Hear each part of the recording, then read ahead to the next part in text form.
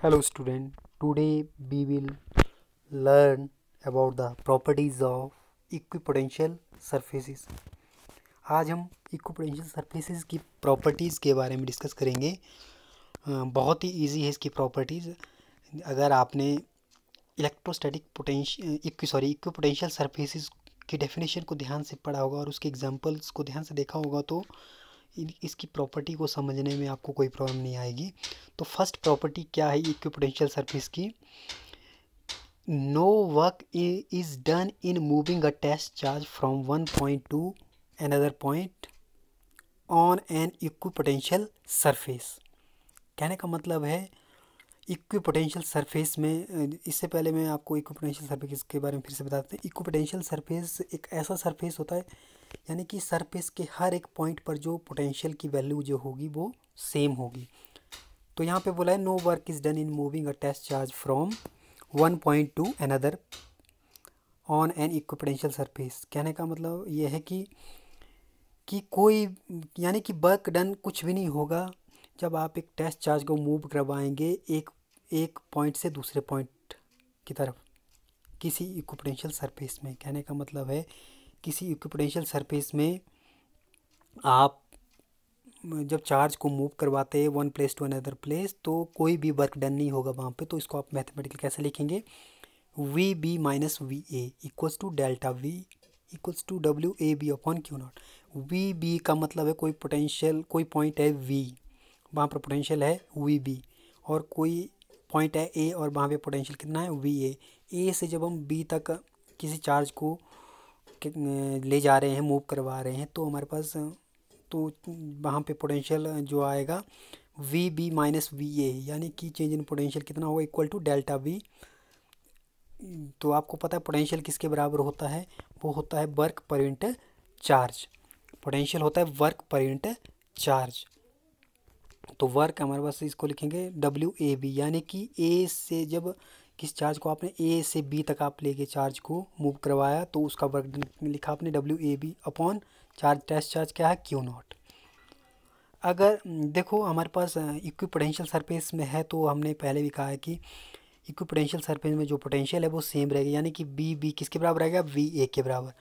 तो अगर ये दोनों बराबर है तो W A B upon Q naught किसके बराबर आएगा? ज़ीरो, क्योंकि V A V B minus V A, यानी कि दोनों की वैल्यू वन, अगर मान लो वन वन है तो one minus one is zero, यानी तो W A B upon Q naught किसके बराबर आया? ज़ीरो। अगर ये ज़ीरो के बराबर आया तो वर्क डन कितना होगा? Q naught into zero. Q naught की मल्टीप्लाई अगर ज़ीरो के साथ करें तो ये हो जाएगा W A B equals to zero. ये थी first property of equipotential surface.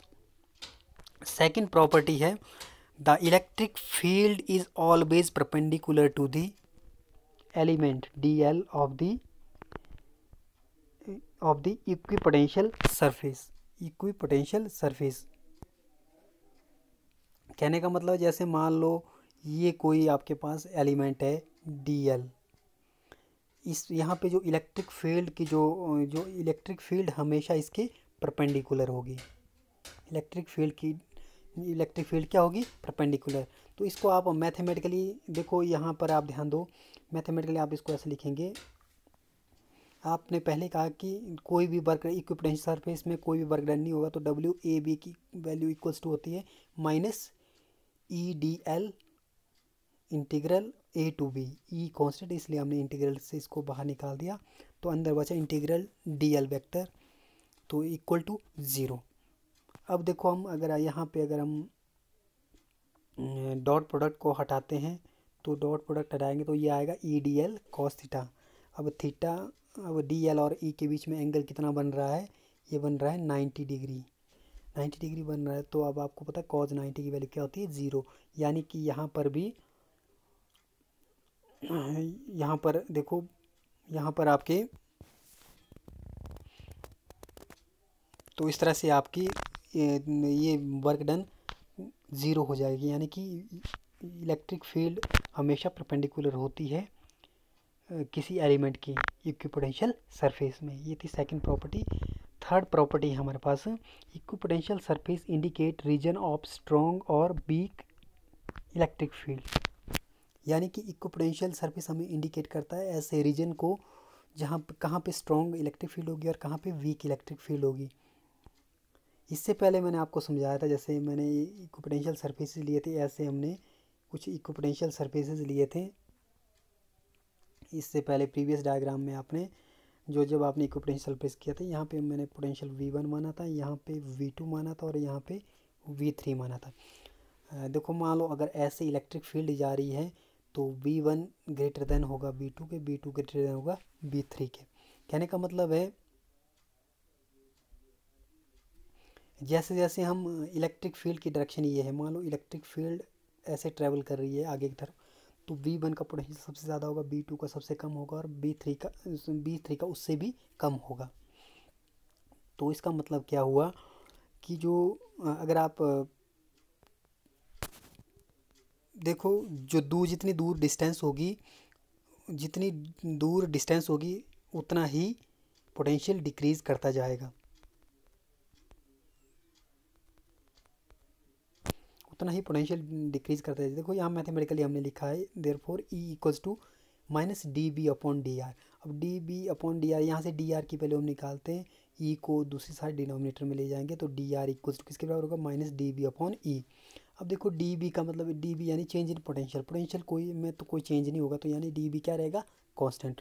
तो आपके पास dr किसके इन्वर्सली प्रोपोर्शनल होगा, dB की ये होगा इलेक्ट्रिक फील्ड के, तो dr is inversely proportional to electric field.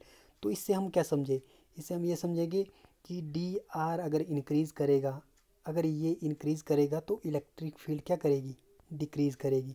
dr क्या है, डिस्टेंस एक तरह की, जितने ज़्यादा दूर डिस्टेंस में आप चलते जाएंगे तो उतनी कम इलेक्ट्रिक फील्ड होगी। यानी कि नज़दीक जिस पॉइंट से आप ट्रैवल कर रहे हो उस पॉइंट पर सबसे ज़्यादा होगी, धीरे धीरे आगे की तरफ आप चलते जाएंगे तो इलेक्ट्रिक फील्ड डिक्रीज़ करेगी विद डिस्टेंस। तो ये थी आपकी थर्ड प्रॉपर्टी। फोर्थ प्रॉपर्टी आपकी है two equipotential surface can not intersect. इससे पहले आपने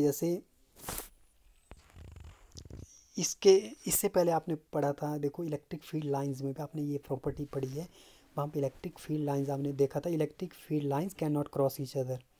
तो सेम वैसा ही यहाँ पे two equipotential surface can not intersect, कि दो इक्विपोटेंशियल सरफेस आपस में इंटरसेक्ट नहीं कर सकते हैं। जैसे मान लो एक इक्विपोटेंशियल सरफेस मैंने ये लिया, दूसरा ऐसा नहीं हो सकता, यानी कि दोनों आपस में इंटरसेक्ट नहीं कर सकते हैं, इस तरह का नहीं हो सकता।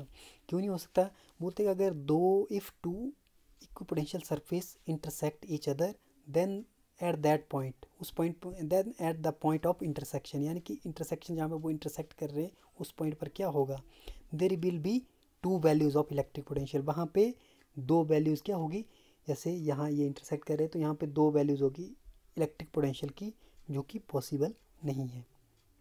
कई बार एग्ज़ाम में आपको ये प्रॉपर्टी पूछी जा सकती है कि why two equipotential surface can not intersect.